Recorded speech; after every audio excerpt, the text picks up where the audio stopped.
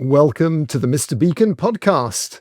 In July of last year, Google sued over 20 Chinese hackers because they had penetrated the firmware on over 10 million Google devices, ranging from smart picture frames, televisions, and in-car devices.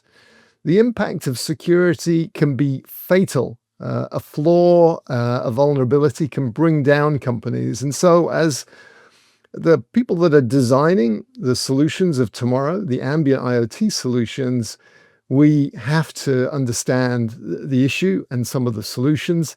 And there's no better person to get us up to speed than Steve Hanna. He is a distinguished engineer at Infineon, who are making the chips that go into many of the millions of devices out there. And as the attack vector spans from millions to billions of things, this conversation is really relevant and timely. I hope you enjoy it as much as I did.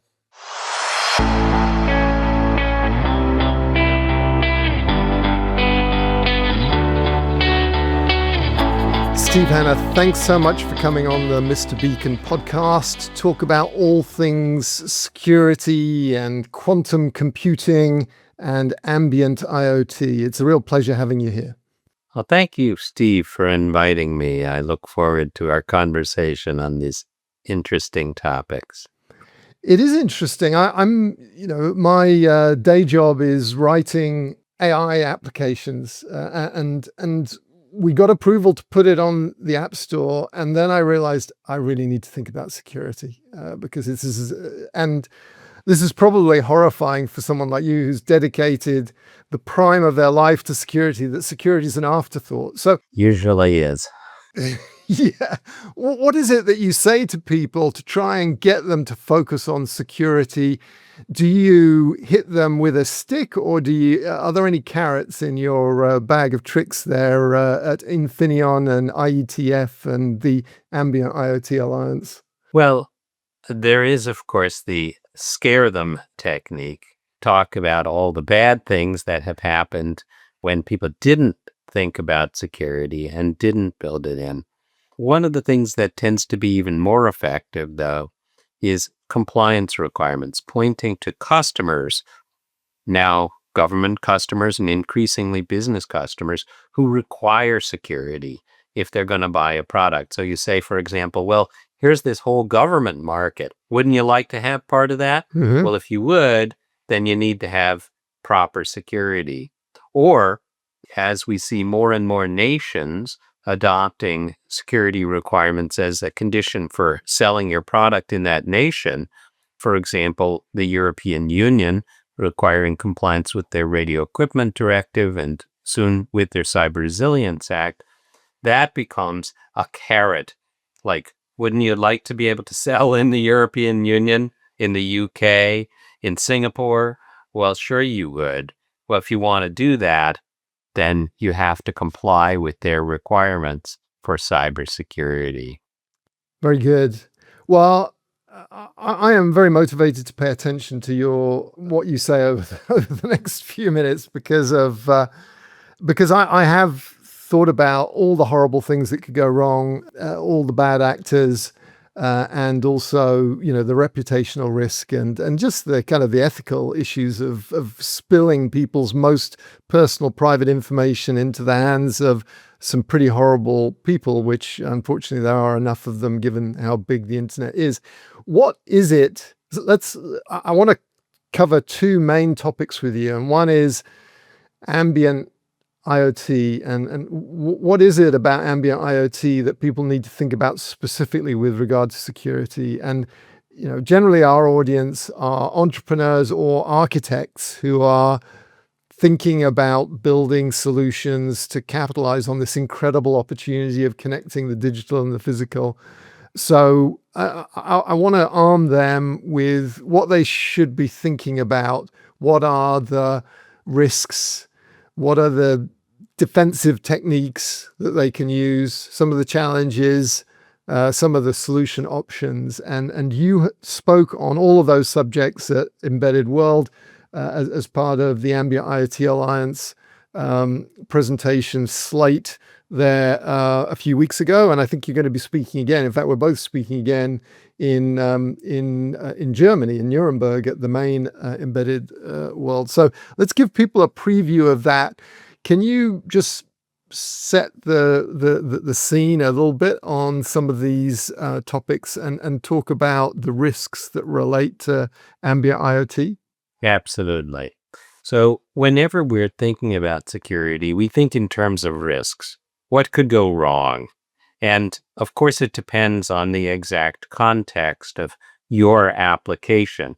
But if we think, for example, about a sample application like pharmaceutical distribution, the great thing about ambient IoT is that we can track medications throughout the supply chain, and we can have confidence that these are actually what they claim to be, that they're not counterfeits, and that they've been kept, in the case of medications that need to be kept in a certain temperature range, in that range throughout, and perhaps that they haven't been tampered with along the way. So these are wonderful capabilities that can be enabled by ambient IoT. But then we have to ask ourselves, what could go wrong? What is the risk here? If, for example, somebody is able to clone one of these ambient IoT tags or devices, then they would be able to introduce a bunch of counterfeits or clones into the supply chain that would be indistinguishable from a valid medication. What, on the other hand, might happen if they could cleanse a product which had gone out of the temperature range, perhaps by tampering with it or other techniques? If they could do that, then somebody could buy a bunch of pharmaceuticals that did go out of temp range at a very low cost, cleanse them through a cyber attack, and then reintroduce them into the supply chain as legitimate and undamaged products. It could result in injury to consumers in both of those cases, where a particular product has counterfeits introduced, which are able to pass as authentic, or products which have been damaged by being out of temp range or tampered with. If those are able to be introduced, there could be injury to consumers as they partake of those medications. So those are some of the bad things that could happen, the risks that could be encountered, and then we have to think about how to defend against them. So this is a great example because it kind of brings up some of the carrot and the stick. It's kind of like the ambient IoT. Suddenly we get new levels of traceability, which in the case of medication can be a wonderful thing because counterfeit medication can be deadly and it's kind of evil, really. And so, and there is a need because it does happen. And there's some horror stories about people taking medicine that doesn't do what it should do. And then, we're selling this solution to help mitigate that. But if it's not secure, then our whole value proposition collapses and potentially the company collapses with it. You talked about cleansing drugs. Cleansing sounds like a good thing, but I take it from what you were saying that it's not in this context.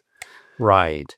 If the product has been outside of the approved temperature range, for example, a COVID vaccine, one of those early mRNA vaccines that needs to be maintained at a very cold temperature, if it leaves that range and then is brought back into that range, the product in question is no longer valid and shouldn't be administered.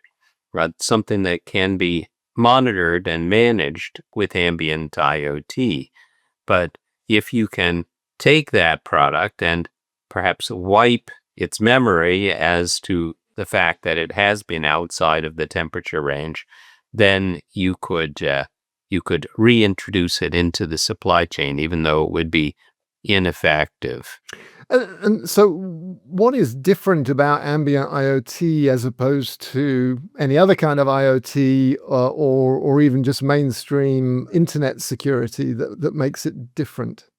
Well, These sorts of attacks are the sorts of things which are mounted against regular IoT. But with ambient IoT, we face two challenges. One, a cost challenge. Some of the techniques that we would typically use in securing IoT cost a little bit. Perhaps there's a anti-counterfeiting chip that's included. Mm-hmm. Well, that might be only a few tens of cents, but it still might be too much for an ambient IoT tag. Another challenge that we face is power. And of course, as you know, ambient IoT often harvests power from the surroundings, whether through vibration or temperature change or radio waves. So to perform cryptography requires some power. And if the budget, both the financial budget and the power budget, are quite limited, one must be willing to spend a little financially and in terms of power to get that greater security. Now, the good news is that a lot of effort has gone into creating low power solutions and low cost solutions. We can see that, for example, in credit cards. Mm-hmm. These contactless cards that can be tapped. Well, there's no battery in there, and yet they're performing cryptographic operations. And of course, they're low cost in some cases. They're given away free, not the credit card, but other things like a transit card. So Uh-huh. they're clearly very low cost, and yet they include anti-counterfeiting and anti-tampering technology. So the challenge is there, but it's not an insurmountable challenge. It's just a question of putting one's mind to it and using the technologies available. Yeah, it's getting it right. Sort of the three bears, not too hot, not too cold, just right. Is it important because, we could, on one hand, who's going to argue against security? I think the only reason I would argue against it is if it completely undermines the premise of the technology. So if you have a tag that costs less than 5 cents, and then you add, some requirements that require a secure enclave and rapid interchange of information. Suddenly, your 5 cent chip becomes $1, and that basically means you can no longer track the thing, and the whole point of trying to connect everything to everything goes out the window. But the flip side is you can't just say, well, let's not worry about security because then bad things will really happen. Let's just round out the what bad things can happen part of the conversation and go from pharmacy, which, I think we all want drugs that are safe, so we can relate to that. But what about sort of more consumer use cases? What do we have to worry about there? Well, there are two things that we'd worry about there with ambient IoT security. One is theft. If a particular high value asset, a pharmaceutical is one example, but it could be, say, a fine bottle of wine, is being tracked with ambient IoT. If that's something that a thief can detect just driving down your street or through some other remote mechanism, they can say, aha, this is a house that's worth robbing because I can see that there are 100 of those nice bottles of wine in there. And so we have to be concerned to make sure that only that these high value assets can only be detected and tracked by authorized users. It's a concern in the supply chain as well. If you have a train with many containers, and if the thief can just hold up a scanner and figure out, oh, that's the container, the shipping container that has 20,000 iPhones in it or some other high value asset, then the same thing applies there. They're going to be like, oh, that's the one I'm going to break into. Yeah. So that's one concern that we have there is security. And then tracking things is not always an unmitigated good. The other concern would be privacy. For example, I might not want everybody to know everything that I have in my house. Perhaps I have some some items that I'm a little more embarrassed about. Perhaps I have a disease that I don't want everybody to know that I have.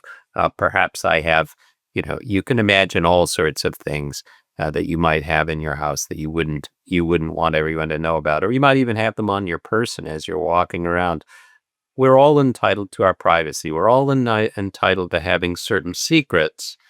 And so we have to be careful to make sure that that information is only accessible to the proper folks and not to anyone who might be stalking you or otherwise invading your privacy. Yeah, and here you kind of getting me into a very passionate evangelical mode because I totally agree. If we're, ambient IoT to me is suddenly we're connecting the things that are inside people's medicine cabinet, inside their pantry, inside their underwear drawer. Sounds a little unsavory.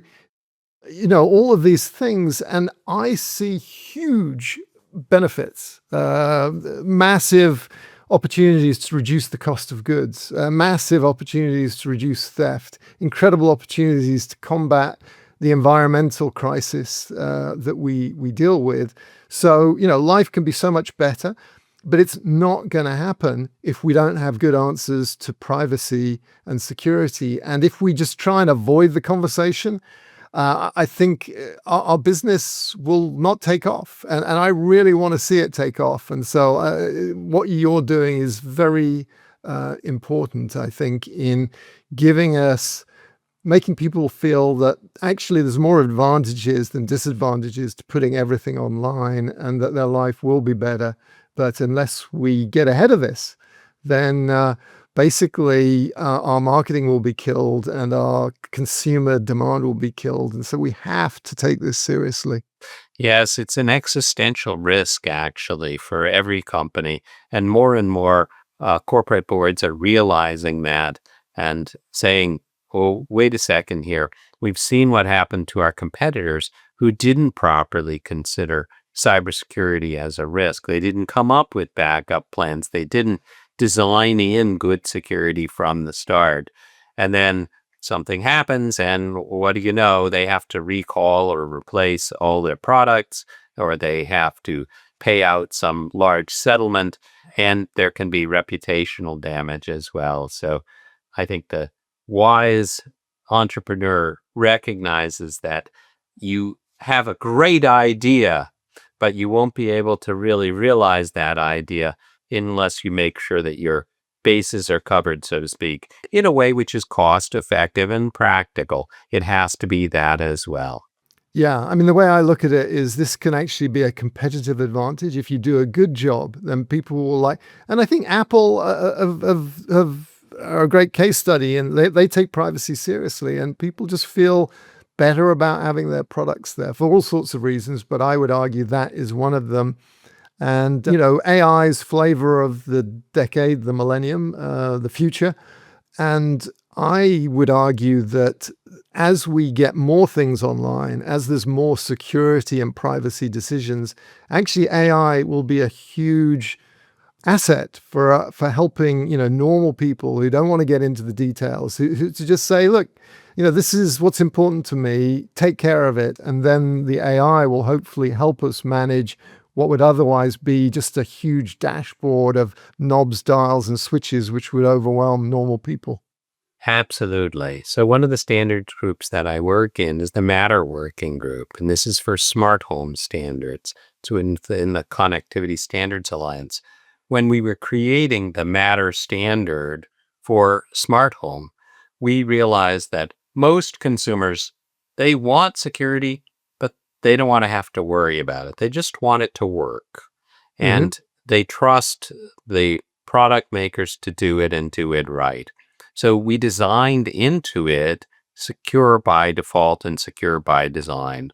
The protocols are always secure. And actually, we were able to make it easier because we did that. Instead of every little device having its own password or, little code that has to be entered in, something Yeah. like that, hexadecimal. It's very easy. It's all cryptographic. It's all built in from the start. And the consumer just plugs it in and scans a QR code, and the next thing they know, it's up and running, and it's has that security built in. That's what we need to do and what we can do when we design in security from the start. Yeah, and I think this is why organizations like the Ambient IoT Alliance, where you have users and different vendors coming together, and they have a sort of building blocks, which are the existing standards, but we need groups that are thinking holistically. And I hope that Ambient IoT Alliance can help with this. So, okay, we want to do it. We're all convinced that it's important and it's actually an opportunity to make money as well as avoid losing it. What are the approaches we can take to solving and addressing some of the risks that you outlined? Well, we can take lessons from some of these existing products like the credit card that I described, Mhm. or existing IoT products like Matter, as I described. One of those is, first of all, that you need to have unique identity. You need to have cryptographic identity. Each one of these ambient IoT devices needs to be uniquely identifiable so that if somebody does create clones, 1,000 clones of one of these devices, then you can detect that and say, wait a second, now there isn't only one of this particular individual cryptographic key, it's everywhere, so I can tell it must have been cloned. That comes from having a unique identity in each device. If all the devices look identical, you can't tell which are the clones and which aren't the clones, if you see what I'm saying. Yeah, absolutely. No, I'm thinking about this now, deploying Bluetooth beacons around to help people navigate. And, that can be used for all sorts of things. Fun stuff like audio guides with an AI talking to you in very personal terms to explain an exhibit or walk you around a garden. But it can also be used to prove that someone was somewhere. And, if you can clone this and, they basically never left their living room and yet they're claiming that they went to these places, they may be getting paid because of that, then that can be bad. Yes, exactly. And then in the protocols which we're developing, we have to make sure that we take advantage of, that we leverage that unique identity, that we require the devices to authenticate themselves in some fashion so that we know that it device is actually what it claims to be. There's some proof of that. And this can even enable confidential communications so that, as I described, a risk where an attacker could track and find if you have a lot of high value assets in your home or in a shipping container, that depends on being able to see the identity and the device type of those particular assets. So if there's confidentiality protection built in, like we have with encryption, then the attacker won't know whether, hey, is that iPhones or is that, bowling balls or, strawberries or whatever else might being tracked. So we need to have that confidentiality protection as well. Yeah, and I think there are simple things that we can do to make sure that people can't even, well, they won't know, is that tag on a bottle of medicine, or is it on a hammer, or is it on some very low cost thing? But we can also do things so that they can't even count how many things there are. And it's just sort of noise as far as they're concerned. So let's get back to kind of the end user and how does consent fit into all of this? Well, when we're thinking about privacy, the user has to give consent to having their personal data used. And it seems to me that in cases where, for example, we're tracking someone's use of a particular product, that consent might be something that needs to apply, especially in a healthcare scenario. If we're tracking which pharmaceuticals somebody is using or whether they're using them in accordance with the manufacturer directions, I would presume that privacy regulations like HIPAA and GDPR would apply there as well. And consumer consent is going to be an important part of that. If you have to let them know that their consumption is going to be tracked, or how it might be tracked, and to whom that information might be sent, and then they have to provide consent, Yeah. informed consent. And I remember thinking about this, back in the old days when when I had my chief marketing officer hat on. I was like, oh my goodness, we need to come up with some kind of structure that can help deal with this consent issue. And I'm like, ugh. And then I realized, well, actually, we have GDPR. I mean, when's the last time someone said, oh, good, GDPR? But that was me. I was like, a lot of these principles apply just the same way.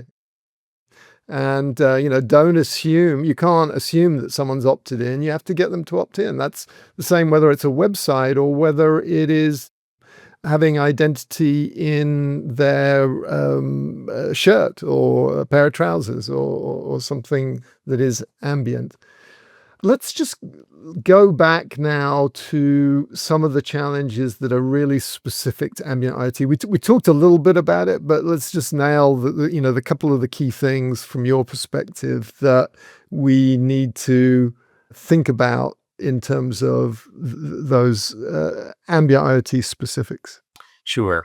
So if we talk about cost, what we have to think about, and we always try to do this in security, is how to make the cost asymmetric. We want the bad guys to have to spend millions in order to break these, or at least hundreds of thousands. And we want the defenders, the good guys, to be able to build the security in for a tiny cost. So we want to have a huge multiple between what it costs the defender to defend and what it costs the attacker to attack. So it becomes prohibitively expensive for the attacker while remaining affordable for the defender. That's always our goal. So it'll be a matter of building the security into the single chip solution for ambient IoT. And then when we talk about power, specifically, what we need to think about is how can we perform these security operations in a very power efficient manner. And the way that we do that technically is that we use symmetric cryptography. Symmetric cryptography is very power efficient and low cost, and yet it can be equally effective as asymmetric. And so that's what we see, for example, in those credit card chips. Those are based on symmetric cryptography because it's so inexpensive. It has its own challenges, but it has that benefit. And we can even put in a few tweaks into the hardware to accelerate the cryptographic algorithms. Just a few transistors here and there could really provide a big performance boost and reduce the power required substantially over a generic processor without any cryptographic algorithm acceleration. So those are the sorts of things. That makes total sense. There's, it's incredible what can be done with very low cost chips now. And so we should use that rather than just throwing up our hands and say, oh, we're just going to have all the data in the clear. Because if we do that, it's going to kill this amazing goose that I think is going to be laying some wonderful eggs very soon. So, Steve, you have been a distinguished engineer for the best part of 2 decades. So you've kind of reached the pinnacle of where a lot of engineers want to get to some time ago. How did you get there? You started off doing computer science at Harvard, is that right? That's right. I'm a software engineer by training, and about 30 years ago, I got interested in security, cybersecurity, and specifically the security of the Internet of Things. And, it was an opportune time for that. I guess I have an ability to, as we've seen in the show, explain complicated topics in a simple way. And that's really valuable. Yeah. So that's kind of career advice is get good at explaining really complicated things to business people in simple terms. Yes. I think we had dinner months and months ago, and I may have mentioned this at the time, but I really enjoy talking to very smart engineers. And the thing I have noticed is that the smartest of them are actually able to talk in incredibly simple terms about complex things because their quantum brain has kind of crunched things and can actually synthesize and then regurgitate. Whereas those of us who are kind of grappling with the technology with a few less MIPS tend to kind of go through things in, this is how I understood it rather than this is how you should understand it. So it's interesting that you cite that as being one of the secrets to getting to where you have got to. I noticed that you've contributed to IETF on a number of occasions. What is that organization? It's the Internet Engineering Task Force. It's a group that's been around for more than 40 years. And at IETF, we create the standards for the Internet. So things like IP, the Internet Protocol, and TCP, and TLS, the Secure Communications Protocol that's used for web browsing, and so many other things. Those are created at the IETF. It's a great place because it brings together people from industry, academia, a lot of different backgrounds, all working towards common goals to create interoperable protocols that are reliable and secure. I mean, the internet's been around for a few decades now. Isn't it done? What's left? Well, the great thing about the internet is that it's a platform upon which so many things can be built. And when the internet was invented, in the 80s, arguably back in the 60s, the origins, early days of packet switch networks, there was no concept that, that we would have a computer so powerful in the in our palm of our hands, or perhaps on our wrists. The concepts like Uber and Lyft and Zoom and all of these technologies were almost incomprehensible at the time. And so it has become a platform for innovation. That continues to this day. The power of the internet continues to enable new innovations. Yeah, and that's quite profound observation, I think. And we see the growth of OpenAI, ChatGPT, as opposed to e-commerce, which had a very slow, bumpy ride. But AI has just exploded because it's now the internet is mature now, isn't it? It's able to do its thing, and suddenly everyone can download the client, ChatGPT client, and start using it almost immediately. Is AI presenting, so that's an example of the internet already well worn and tried and tested, supporting a completely new application almost overnight, growing to vast scale. Is AI presenting, new challenges for the IETF? I know you're not here to represent them, but I haven't spoken to people from IETF very often, so I'm going to take my chance. Sure, I'm happy to do so. Well, I would say certainly AI presents new challenges to IETF. IETF has people with different types of expertise, and my expertise is in the realm of security. So, what I would say is, as a security expert, we face new challenges in a couple of ways. First, AI is being used by the attackers in order to attack systems. You have intelligent bots and malware that's crawling through the network and finding its way into devices, figuring out how to attack those devices, all sorts of very sophisticated AI-driven attacks.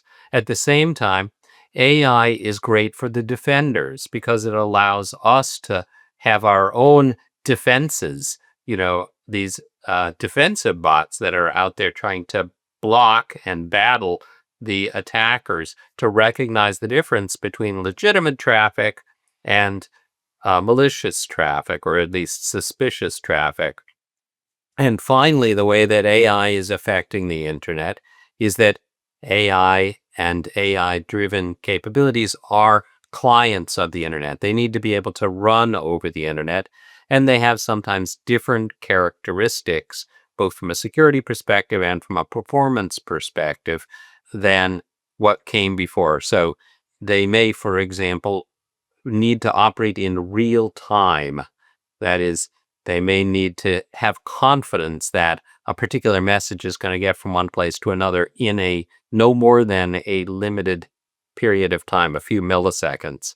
And so that's something that has not been such an issue in the past and is becoming more so as we have, well, safety critical AI driven systems. Amazing. Well, it's that time in the show to get personal, and it doesn't need to be too personal, but your music choices, three music choices that have meaning for you. What did you come up with? It was a lot of fun. So here are the three. The first is a song that I learned a few years ago called Every Day is a Day of Thanksgiving. Every day is a day of Thanksgiving. Now, here's why this is meaningful to me. In life, and especially in the realm of security, things often are out of our control. Things happen, and what you can control is how you respond to those things and how you prepare for them. So I try to focus on the positive. What can I give thanks for in my life and in the world? And that helps to make me more resilient, bouncing back when bad things happen. Plus, it's just a great song. You should definitely Google it. Yeah, I will. And where does it come from? Do you know? It's a gospel song. It comes Ah, from a composer from a church in Chicago. excellent. Well, wonderful number one. What about number two? Number two, and I'm not going to venture to sing this one, is This Is My Song. So it's a song that's about 90 years old, from what I can tell. And it starts out like a patriotic anthem, the beauty of my land and of my dreams and my hopes. But then it sort of shifts and it points out that other people in other lands have their own hopes and dreams and beauty that are just as noble as my own. So to me, this has meaning because in my work, especially in standards work, I've found that every person in the standards group is actually bringing one piece of the puzzle. Nobody has all of the pieces needed to make that standard work. And in fact, the standard isn't going to succeed unless we can get everybody on board. So that doesn't mean that we need to take all of those ideas and put them all into the standard, but we need to consider each person's perspective before we find something that we can all agree upon. Yeah. I mean, I think like any creative venture, where you leave the space in between the lines for other people to fill in is it as important as the lines that you actually draw, isn't it? And Yeah. you can think, well, I need to specify everything. Maybe the realists, there's a lot to be said for that. But then impressionism and all that sort of thing. It's pretty interesting application of art that segues into technological themes. That was wonderful too. I can't wait to hear number three. Well, for number three, I'm going to take a bit of a cheat and I'm just going to say anything by Earth, Wind, and Fire because All right. sometimes you just need to feel that joy and party. Oh, yeah. That's a fantastic choice as well. Well, very thoughtful, very fun, very inspiring. Thank you, Steve, for everything you've been sharing with us. In particular, your last three song choices. That was great. I'm happy that you invited me on the podcast. It's been a lot of fun. Well, there's tons of other things I wanted to talk to you about, but we ran out of time. But this was great, Steve. I really appreciate your spending time with me, and I'm looking forward to our session over in Germany and hopefully continuing the conversation there. Likewise. Thank you, Steve. So that was Steve Hanna. What an amazing career, spanning Macintosh to the very latest technology that is changing our lives, great guy. He and I will be speaking at the Embedded World Conference over in Germany in a few weeks' time. So that's in Nuremberg. So really looking forward to seeing him in person again. I have been listening to Radiohead recently. So I always like to talk about music is kind of important to me, hopefully important to you. But Radiohead are fascinating. At this point, I would normally wave a album cover or even a CD box, but Radiohead are synonymous with the digital format. Yes, they started off in the era of the CD, but if you remember back, I think it was 2007, Rainbows, amazing album. They actually let you download it for free and then pay whatever you wanted to do. So that was really a bold, provocative move, very in tune with their music, which is also so creative and wonderful. So that's my recommendation for the week. Thank you so much for listening to the end. Thank you so much for Aaron Hammock's work. Aaron does the editing and the publishing of this show. Do enjoy yourselves, enjoy the journey. There's some pretty horrible things going on in the world. I guess there always are, but it just seems ever present. So there's still a lot of joy to be had, a lot of happiness, focus on the people around you. I say that to myself as much as to you. So be safe, and I'll see you next time. Thanks for watching this episode of the Mr. Beacon Ambient IoT podcast. You can also listen on Apple Podcasts, Spotify, or wherever you get your podcasts. Please like and share this video, and be sure to subscribe so you don't miss further episodes. For more information about our sponsors, head over to blecon.net, identiv.com, and ambientChat.ai.